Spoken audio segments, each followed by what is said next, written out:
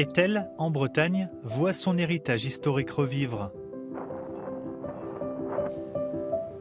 Ce bâtiment est le symbole de la ville. La glacière d'Étel a été restaurée afin de réunir patrimoine culturel et avenir de l'énergie verte. 48 et voilà à quoi il ressemble en 1960. Après la restauration du bâtiment, on a voulu garder vraiment tout cet aspect, donc des doubles voûtes, le balcon qui avait aussi son importance, qui permettait de charger la glace. Tous les accès, toutes les portes sont restés. Construite en 1946, la glacière d'Étel produisait de la glace pour la conservation des poissons du port local. Le bâtiment a ensuite été laissé à l'abandon. La municipalité l'a alors racheté pour le restaurer. C'est la dernière glacière du Morbihan, même de Bretagne.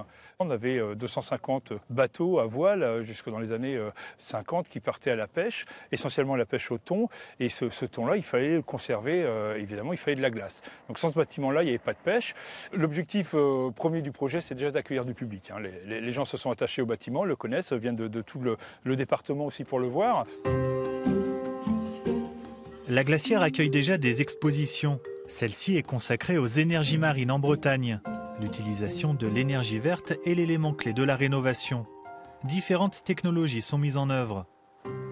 Une turbine marémotrice et une pompe à chaleur apporteront bientôt au bâtiment l'énergie de la mer. On va utiliser en priorité ici sur le bâtiment de la glacière toutes les sources d'énergie qu'on peut trouver à proximité. La mer d'abord, on va utiliser d'abord la capacité du courant à faire tourner l'hélice de l'hydrolienne pour produire de l'électricité. On va également utiliser la qualité de l'eau de mer et sa température relativement constante sur l'année pour une pompe à chaleur eau de mer qui va permettre de récupérer les calories dans l'eau de mer et d'utiliser pour chauffer le bâtiment. Le principe, c'est le frigo inversé si vous voulez.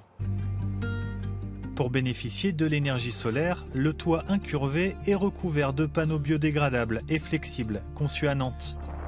Le surplus d'énergie verte sera partagé avec les bâtiments municipaux.